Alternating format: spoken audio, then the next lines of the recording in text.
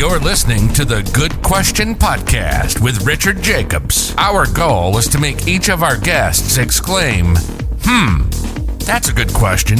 I don't know the answer. Because when that happens, it means you, the listener, may be inspired to learn more beyond the interview and to ask great questions yourself that lead to new insights. In this podcast, we cover historical and current anthropology, comparative religion, and history. Welcome, and let's get started. Hello, this is Richard Jacobs with the Good Question Podcast. My guest today is Professor Elesha Coffman. She's a professor of history at Baylor University in Texas. We're going to talk about her new book, Turning Points in American Church History, How Pivotal Events Shaped a Nation and a Faith. So I think it'll be a very interesting call, and welcome, Elesha. Thanks for coming. Thanks so much for having me. I'm looking forward to this conversation. Well, if you would just tell me a bit about your background, and how did you end up doing the research that you're doing on, the past activities of the church? Like, where did this come from? What's a bit about your background? Yeah, I came a little late to the study of history. All through high school, I thought I hated history. My history teachers were mostly coaches who cared a lot more about the sport they coached than about teaching history. They're not all like that. The ones that I had mostly were. So I studied English literature and communications in undergrad and became a journalist. But early on in my journalistic career, I found myself editing a magazine called Christian History at Christianity Today Publishing. Realized I didn't really know anything about Christian history. I went back down the street to Wheaton College, which is located nearby my undergrad alma mater, to take some more church history classes. My first class there, one of my mentors, Mark Noel, used a book that he had written, Turning Points in Church History, and that book worked great for that class. So then later on, after I got out of journalism, went into a PhD program in American religious history and then started teaching. Came to a place where I wished there were a Turning Points type book for just American church history, a brief enough survey that I could assign it for just a couple of weeks in a class, but that hit a lot of interesting events and went into enough depth in each one that students could get a sense of who was involved, what was at stake, and for whom, not just sort of an endless litany of names and dates. And so that was how I got into the field and why I wanted to write this type of book.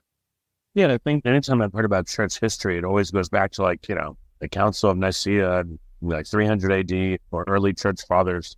I just don't know. Maybe there's very little on church history in the past 100, 200, 300 years. So I would think it's a pretty rare subject. It is less often taught like at the seminary level. That's usually where people are encountering church history, if anywhere at all, which most people don't encounter it anywhere at all. I hadn't all through undergrad until after my undergrad education. The seminary, I did my PhD work at Duke, and Duke Divinity School at the time had 3 church history courses required for people who were training to be pastors. There was early and medieval church history, some of the stuff that you were just mentioning, one on Reformation and modern Europe, and then a whole class on American church history. And since that was the institution where I was being trained, I thought that was normal. And then I found out that it's actually really unusual in a seminary context to have 3 church history classes. When I was teaching at a seminary, we had 2. Early and medieval in the fall, and then Reformation, modern Europe, and U.S. all smashed together in the spring. So that was the specific context for which this book was written. I needed an American church history book that I could cram into the last 2 weeks of that semester. But I knew from my background at Duke that there's a lot of really rich material there. And also, it's American church history that's most relevant to the ministry contexts that U.S. pastors are entering, right? They're not preparing to pastor a church in the 3rd century. They're preparing to pastor a church here. And sometimes I would tell them becoming the pastor of a church is a little bit like joining the cast of a very long-running soap opera. A whole lot has happened before you got there. It might be useful to know some of that, some of what you're stepping into. And Nicaea, less relevant there. American church history, very, very relevant. It makes total sense. So what was it like, the first churches here in the U.S.? What were they like? What were they formed? There were a number of different types of Christianity that came to different places in what's now the United States at different times. You had Spanish missions and explorations in Florida and coming up from what's now Mexico and the very rich colonies there. English-speaking Americans tend to think of the first churches being the Puritans and the Pilgrims in New England. That's sort of another almost separate founding of Christianity in what's now the United States. These different church efforts, there were also French Catholic missionaries, there were also some Dutch, there were also a little bit later Orthodox coming over from Russia over into the West Coast. Eventually, these church traditions, as well as the nationalities that they were coming from, the sort of imperial powers that they were representing, would collide and crash into each other and have turf wars and questions in the early American colonies being, well, are we going to have one established church for this whole colony, or are we going to allow lots of different churches? Are we going to allow people who aren't members of churches at all? And the different colonies sort of answered that in different ways, so that you had more Puritans in what's now New England, more Anglicans, now Episcopal church that broke off at the American Revolution, more of that in the South, and more of a mixture in the middle. Hey, interesting. I mean, is it the case that all churches here were established because of religious persecution, or was some established because people of faith came here and they wanted to have a church? Definitely both. And religious persecution and religious freedom could look a little bit different than we would expect. I mean, the persecution part is maybe more familiar. Restrictions on types of worship, restrictions on where people could be educated, restrictions on making noise in public or doing other things that are considered disruptive. But for, say, the religious freedom that the Puritans were seeking was the freedom to be very strict. They thought that the Church of England was just too lax. There weren't enough sermons. There wasn't enough required participation in church. There wasn't enough oversight of community morality. And they wanted to be able to do all of that in somewhere else, away from the control of the British Crown and the Church of England. But a lot of Europeans came to what's now the United States for economic reasons. And they maybe brought their religious practice with them, or they maybe didn't even care that much about religion. But after there was a critical mass of population in their area, somebody thought that they ought to be more Christianized. Maybe a UK church sent missionaries to where they were especially in the southern colonies. And so religion came after the European colonists rather than with them. Yeah, very interesting. What happened as different waves of immigrants came to the U.S.? The Irish came, the Polish came, et cetera. How did that change which churches were around and what was preached, and which denominations were ascendant, I guess? Right. With the Irish and the Polish, a lot of that, you're talking about the history of Catholicism in the United States. And that's something that I didn't write as much about. I'm a Protestant myself. The press that I was publishing with was Protestant. But the Catholics, different European Catholics, had different practices and some ideas somewhat about like clergy authority, depending on where they came from. There were some Catholic communities where everything was really centered on the priest. And there were some Catholic communities that there was a lot more of feasts and holidays, or more sort of home-based devotional Catholicism. And in the United States, originally, after it became the nation of the United States, not when there was the French and Spanish colonial tussling for control, but after it became the United States, the Catholic population was relatively small. It was concentrated in first Maryland. That was the one colony that was open to Catholics, and then some other cities on the eastern seaboard as there's more immigration. And often, and this was true of the Orthodox as well, which is a much, much smaller population, immigrants would come here and they would go to a church that was most similar to what they had back home, but it might not be using the same language that they were used to. Outside, the Mass was in Latin, but other talk in church might be a different language. And immigrants would kind of put up with that for a while until there was a large enough population of their ethnic group, their linguistic group, and then they would break off and start their own church. And so you would have some neighborhoods in U.S. cities where you would have practically a Catholic church on every corner. And with the older parish model and a universal Catholic church, that's really not supposed to happen. But in the United States, because of the high rates of immigration, particularly 1880s to 1920s, you would have this anomalous ethnic parish organization. And then as immigration was cut off in the mid-20th century by U.S. laws, and then other patterns of migration, and the health of cities changed, that is then part of why you have a lot of Catholic churches and schools being closed in cities now. The overall population has gone down, but you also don't have these really distinct ethnic groups that want to have their own church and their own school. That created a lot of density of institutions in various cities. Yeah, that's interesting. You're right. The different ethnicities still were closely tied to the language from the country which they came. So I guess services would be in Polish or in Irish or, whatever language, or maybe they were Latin, for the Catholics. But yeah, I guess that would be a big change over time. Is that what's happened, that services now maybe have all gone to English, but there's still many different denominations? Within Catholicism, the big change of language was Vatican II in the 1960s. And like you said, a lot of the service was previously in Latin. There's still some Latin masses, but the Mass isn't the only thing that goes on at church. There's the education for young people, and there's other kinds of services and prayers and stuff. Remind me of the rest of your question.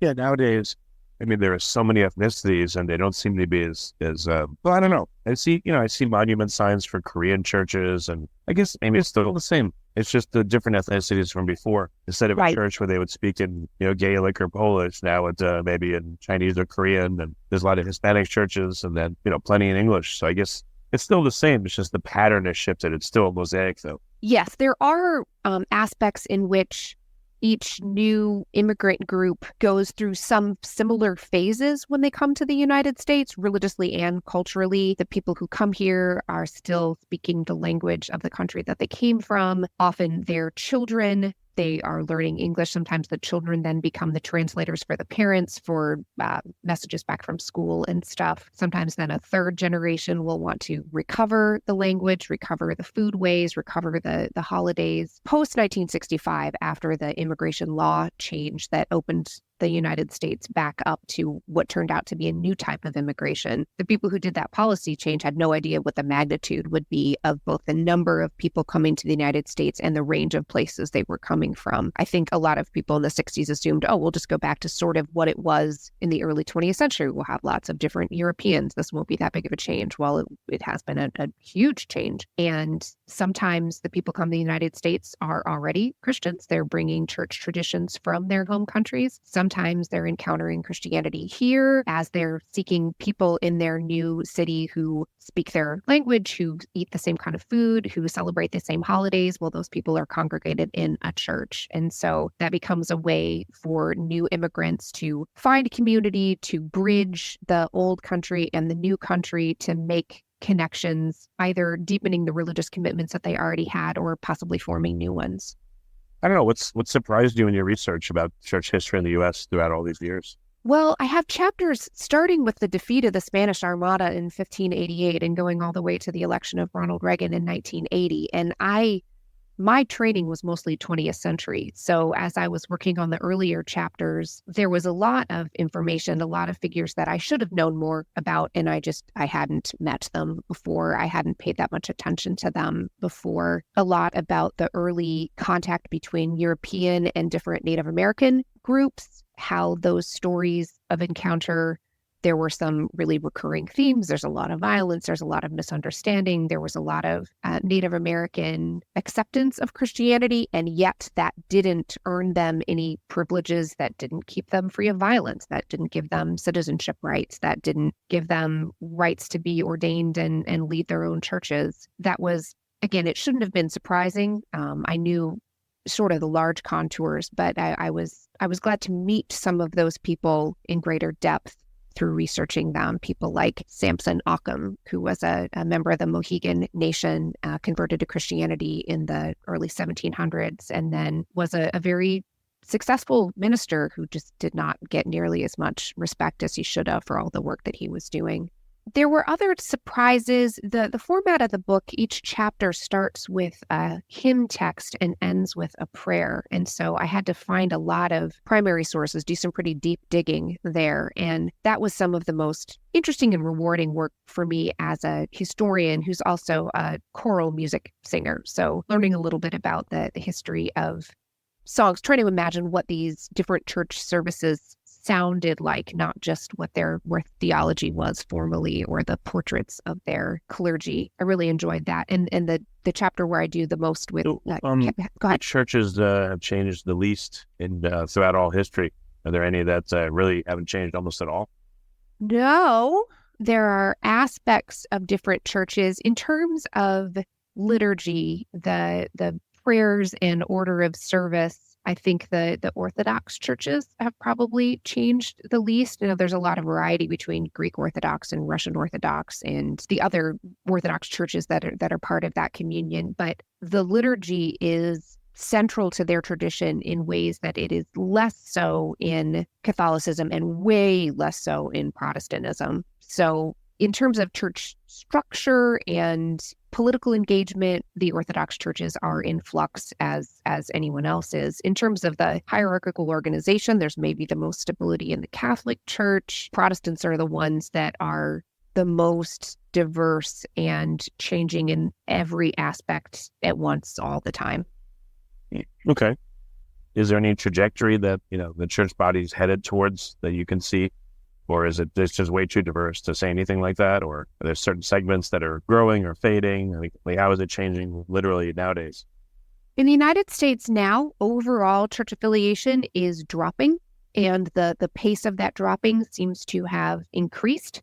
Social scientists talk about this as the rise of the nuns, N-O-N-E-S. It's confusing because they don't mean Catholic nuns. They mean that when asked on a survey, what is your religion? They answer none. Throughout the 20th century, European countries had a disaffiliation from Christianity. We'd been seeing those trends. European churches, I don't know if you've traveled to Europe recently, but big churches, nobody in them. Priests still celebrating services to a crowd of no one. And we didn't have that as much in the United States. There was a lot higher rate of religious adherence that peaked in the United States probably in the early 60s. But now the United States has more of the disaffiliation, and it had started in what are known as the mainline Protestant churches, the tend to be a little bit more liberal, a little bit more liturgical Protestant churches like Presbyterian, Episcopalian, but Pentecostal and evangelical churches had continued to grow. Now, evangelical churches like the Southern Baptist Convention are also seeing more disaffiliation, people leaving,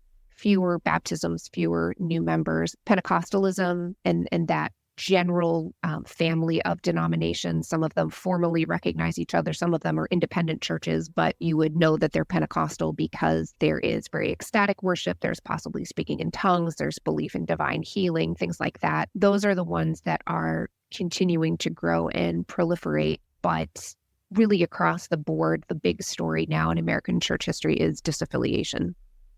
Yeah, I would think that, well, it's weird. We have or had mega churches at the same time. So it's a strange dichotomy, I guess. Some are being abandoned totally. Maybe there's, just no evangelism, or, the pastors not getting out there to get more members while you have mega churches on the other side. It's weird. That is another thing that has been going on. And I'm glad that you brought that up. There is a greater concentration of people in very large churches. So participation is going down across the board, but also it's a little bit like a Walmart effect. When Walmart started going into small towns, say in the 1990s, the little stores closed because everybody wanted to go to the big store. It was more convenient. It had more services. The sociologist Mark Taves at Duke, he was someone that I did a little bit of work with. And so I learned about it from his work. This expectation that church will have something for everyone. It has a nursery and a children's program and a youth group, and it has a worship band that's really dynamic. It's like going to a rock concert. The sound system is good. There's an AV system in the sanctuary. If that is the expectation of American churchgoers, and for many, many of them it is, then you're going to be drawn into one of the mega churches. The neighborhood older congregation doesn't have the AV, still uses hymnals instead of a worship band. It just doesn't have the same appeal. Now, for me, I would much rather go to a smaller church with a choir and more formal worship. And there are some people that switch that direction instead, from the very high energy worship to something more liturgical, to something more traditional. But there's been way more movement in the other direction. Bigger, louder, flashier is better. Yeah, that's weird. That's true. It's strange that it's gone the same way as business, like a consolidation to these fewer, larger entities. Yeah, Dr. Chaves was trying to track when American churches started to get bigger. Was it about the same time as shopping malls? Was it about the same time as he was comparing it with a lot of different cultural institutions to try to see symphony orchestras he compared it to at one point, just the like professionalization and the expectations of a certain production value. So there were a lot of changes in American housing patterns going on too. Megachurches benefited from suburbanization for a while. Now there are also urban megachurches as where the young families live has shifted somewhat. Willow Creek was one of the early megachurches that was in the Chicago suburbs, started in the 80s, I think. And it was a church that started with market research. We will research our neighborhood. What are people looking for? How can we provide what they want? Also, the suburbs were booming. That really helped. Also, there's a lot of demographic segmenting. The church growth movement of the second half of the 20th century, one of the principles of that movement was people like to go to church with other people like them. And so if you want your church to be big, then offer everything that a particular group wants, like young, white, suburban families. So megachurches can be more diverse. It certainly depends on what community they're in, but often they're a lot less diverse than the surrounding community because the market research formula for growth is pick one demographic and really go after that one. I guess you would see mega churches that in areas that are more affluent, you'd probably still see a lot more smaller churches, but more of them in poorer neighborhoods. There's some of that. There's also an urban or suburban / rural distinction. I mean, there are a lot of very small churches in very small communities in the United States. I'm not going to get the math right, I don't think, because that's not really my strong suit, but the median size of a congregation, there are as many congregations smaller than this than bigger than this, is like low 70s. Like there are a lot of very tiny churches, but you can have a lot of very tiny churches and that still doesn't add up to a whole lot of people. The average churchgoer is going to one of the much bigger churches. So that the average and median size is different. But it's easy to forget the tiny little double-digit membership churches, but there are just a lot of those, particularly away from urban areas or sort of startup storefront churches in urban areas. And those can be more transient. They come and go. And so they're harder for scholars to track. Well, how much of the rise of the nuns was it accounted for the shift from smaller individual churches over to mega churches? Like, does that obscure the numbers of church attendance? Because it would look like, I would guess, maybe a lot of small churches, there's almost no one in them, and the mega churches, there's tons of people, or like how reliable do you think are those numbers? Church, well, there are different things that are measured. If you ask Americans, do you go to church? Do you consider yourself a Christian? Have you gone to church? How many times have you gone to church in the last week? They would, until very recently, overestimate their church participation. This is something that the stats people have known for a long time. If you stood in the back of a congregation and actually took attendance versus if you surveyed that community and asked how many people were in church, people overestimated because that was expected. That was deemed a social good. You were telling on yourself if you admitted that you hadn't gone to church. Some of that social pressure has abated. So one of the theories on why we were seeing this rise of nuns was, well, it wasn't actually changing participation that much. It's just more people were willing to admit that they weren't a church member. They hadn't been to church since Christmas. They didn't really consider themselves a Christian. So that's part of the phenomenon. In terms of trying to get data, you can work from the reported data from churches themselves, and they tend to be pretty good about keeping attendance because they need to know that for budgeting purposes. They need to know that for program planning purposes. That is different than trying to get a snapshot of what the sort of average American churchgoer is experiencing. And that was something the National Congregation Study based at Duke, they figured out a way to do better sampling. They started with random sampling of the population and then asked those people their religious affiliation rather than starting with the church data and trying to find people that way. Again, I'm not enough of a stats person to explain it very well, but the numbers, self-reported data is really squishy. church reported data or something like National Congregation Survey is pretty good. Okay, that makes sense. Any aggregate numbers, the number of people that, went to church at the peak and now? The Pew research is going to be the best on that, and I would have to look it up. The peak church attendance, like I said, I think it would be roughly 1960s. So this is baby boom. There was a ton of church building right after World War II because people were moving to the suburbs, people were starting families, and there was also a lot of pent-up need. There hadn't been a lot of church construction during the Great Depression or any kind of construction during the Great Depression because nobody had any money. And then World War II, all the resources were diverted to the war effort. So the 50s, there's just this boom in church building and religious school building across the country. There was a certain amount of if you build it, they will come. As supply of religion increased, so did demand. Then when there was shifting population, aging population, later getting the more disaffiliation, there would be a mismatch between this big church that was built for a neighborhood in the 1950s, which 2 decades later, again, with church growth movement, assuming that people want to go to church with people who look like themselves. When a neighborhood changed, it was very difficult for churches to change with them. If a neighborhood went from mostly white to mostly Black or Hispanic, probably that same church, it was either going to relocate further out into the suburbs where its white congregation was, or maybe the building would be sold to a new church. So as population trends changed, a lot of individual congregations really struggled, and then whole denominations struggled. So the overall, both the percentage affiliation and pure numbers of churchgoers any week is down now. But like I said, I'd have to look up the numbers. Yeah, that's interesting, though, the phenomenon you just talked about. You're right. If the ethnicity of a neighborhood changes, right, how does the church accommodate it? Can they accommodate it? If there's a lot of newcomers that are different, are the people there going to say,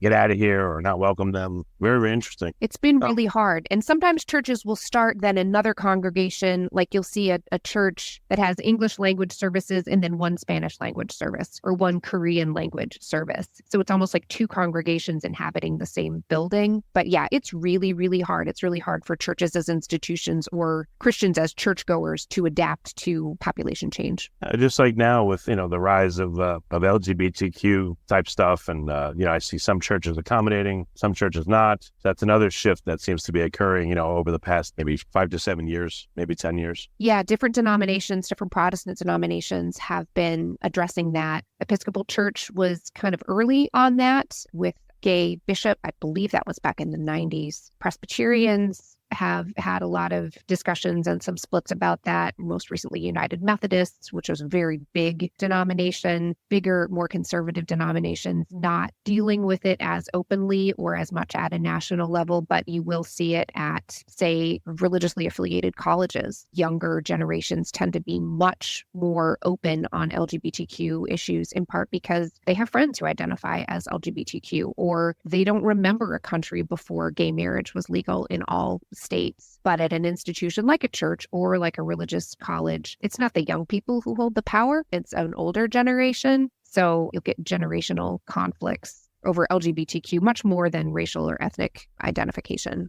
Yeah, very interesting. So what has all this study, do you think, given you? Like, how has it changed your perspective? I don't know if you're pastoring or if you just attend or, other pastors that, have read your book or have studied church history more. How do you see that it changes people's perspective? Yeah, that's a great question. And starting to study church history, like I said, after undergraduate, it has led to very big changes in my outlook and my own religious participation. I grew up evangelical. I grew up in a very small town in central Indiana, a little town without a stoplight. Had a lot of different churches, did not have a stoplight, had almost no racial or ethnic diversity. And for cultural and religious reasons, I just sort of assumed that there was one way to do things. There was one way to be a Christian. There was one way to read the Bible. There was one way to be a citizen in the country. And then through getting more education and then really starting to learn church history, realizing people who identified as Christians, who I would see as part of the church writ large across time and space, had really different approaches. They did not all think the Bible said the same thing. When they had a question about a particular issue, they didn't all even look to the same passages for guidance. They looked to completely different books of the Bible. They thought that something else was really important coming out of the biblical message. Church organization had been really different, and it didn't always move in a linear direction. A church might have female clergy early in its history and then deny women the right to be clergy and then give it back to them later. It wasn't just a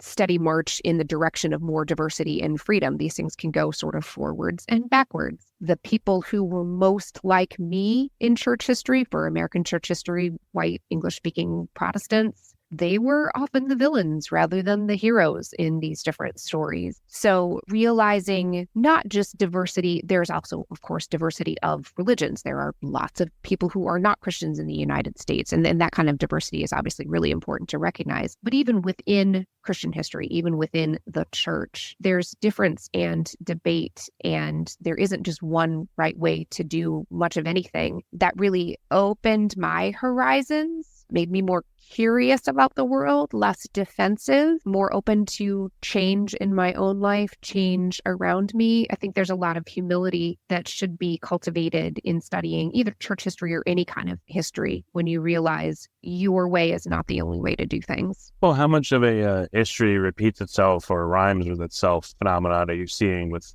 studying churches in the U.S. throughout the past 260, 70 years? Is there a cycle that keeps repeating, or is it just it's changing without any discernible or repeating pattern? There are some cycles. Like I said earlier, with immigration, there are some familiar patterns that immigrant communities go through, whether you're first generation immigrant in 1880 or 1910 or 1970, some similarities there. There are also some things that change, technology, transportation. How much are you aware of what's going on very far from your community? How fast does word travel? There are some storylines. Every instance of religious revival, the coverage of that is going to be very similar to coverage of Christian revivals, at least as far back as the early 1700s, what's now known as the First Great Awakening. That I'll kind of roll my eyes at as a historian. There's just certain patterns that people expect to follow. There will be these great meetings, there will be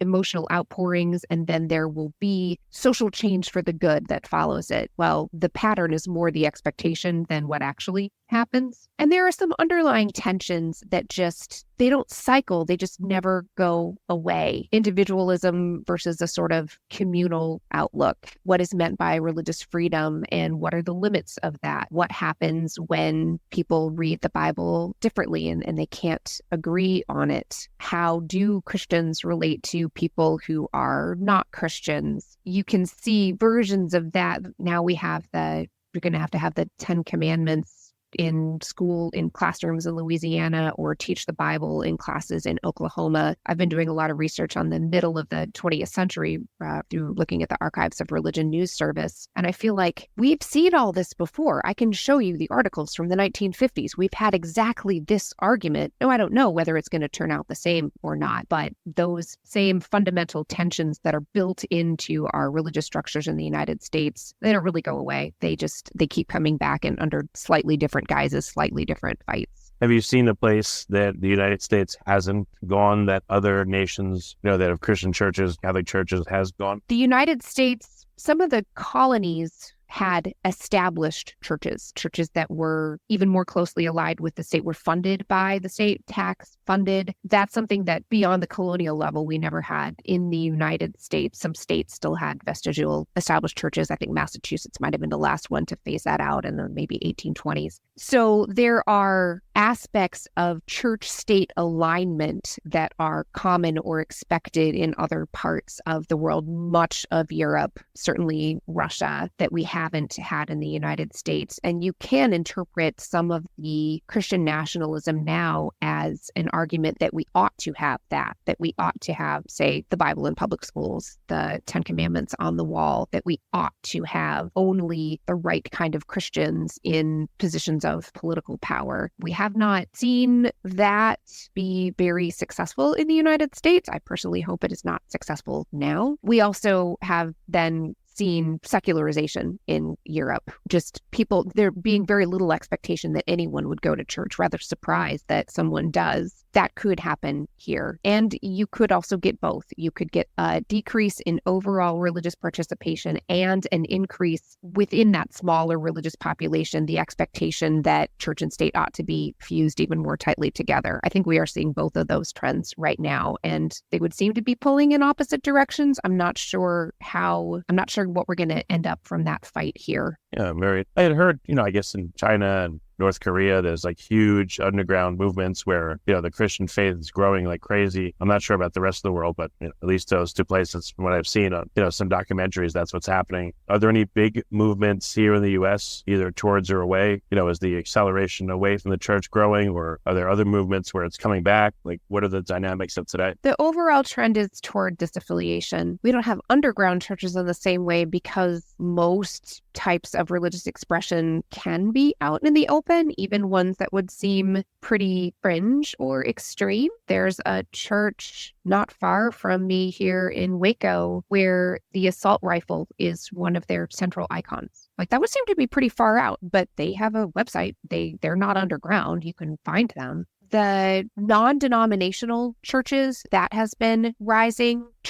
Congregations that are not organizationally or financially tied to any other congregation. That's been growing for a while, but I think that's an even larger percentage of American churches. So not just a disaffiliation from church, but even a disaffiliation of churches from denominations and other structures. And you can get a lot of growth that way. It's very entrepreneurial. It tends to be a very dynamic leader, often a very dynamic worship band as well. It can grow really quickly. Those stories can also go really badly because if there's some kind of abuse of power, sexual abuse, financial shenanigans, there's nobody else keeping track of that. There's no check on the power of the dynamic leader who founded that congregation. Or even if it doesn't get racked by scandal, it's hard to have a succession plan there because it was the one dynamic leader who took that congregation from nothing to huge. There isn't a tradition behind, it's usually a hymn, that's training up more pastors in that lineage or is going to help that congregation with the transition from one pastor to the next. So some of the big scandals that you see, the Mars Hill Church would be an example, the podcast series from Christianity Today, The Rise and Fall of Mars Hill, that is an emblematic story of how the entrepreneurial strain of American Christianity can get really big and also go really bad. Is are Unitarian churches a new invention, U.S. only, or, these like hybrid denominations, or I don't even know what you'd call them. But again, is that a recent American only type thing? No, Unitarians have been around for a long time. There were Unitarians in the American colonies. The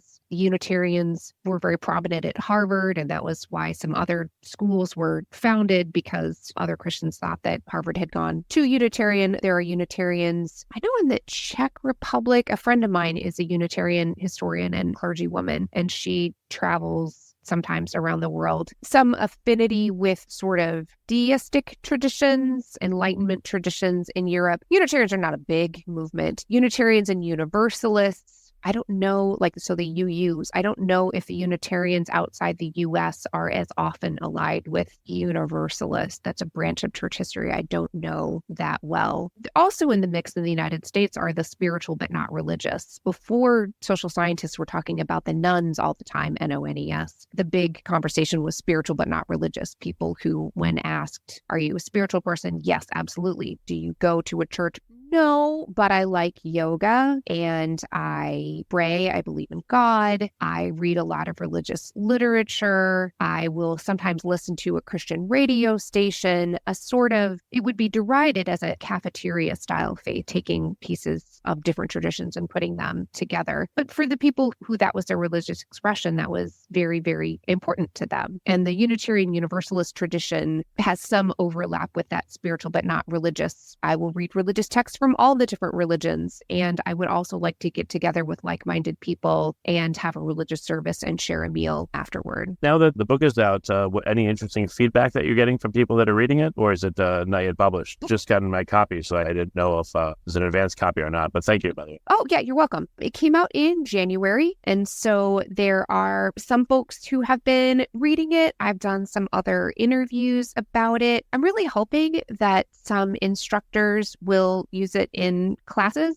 Obviously that you get a lot of book sales that way, but also I wrote it because I needed it for my own teaching context. I'm in a different teaching position now. I don't teach U.S. church history in the same way anymore, so I'm not going to be using it in any of my classes. But I know that Mark Knoll's Turning Points book worked really well for teaching, and one of the reasons that it worked well, his was Turning Points in Church History, like from Acts all the way to today. Students got to see in each chapter how a historian made choices to say, this is what happened, this is why it was important, this was how it related to what went before, this was how it related to what went after. So you're teaching some of the skills of historical thinking, not just historical content. Memorize this stuff because it is the truth and I will teach it to you. So I would love it if readers, either who are using my Turning Points book in churches or classrooms or just on their own, imagine after you've read my choices of 13 turning points, what else would you nominate? How would you make a historical argument for this other event being really significant? So if they're thinking like historians and not just knowing some stuff about history, that would make me really happy. So how has it changed how pastors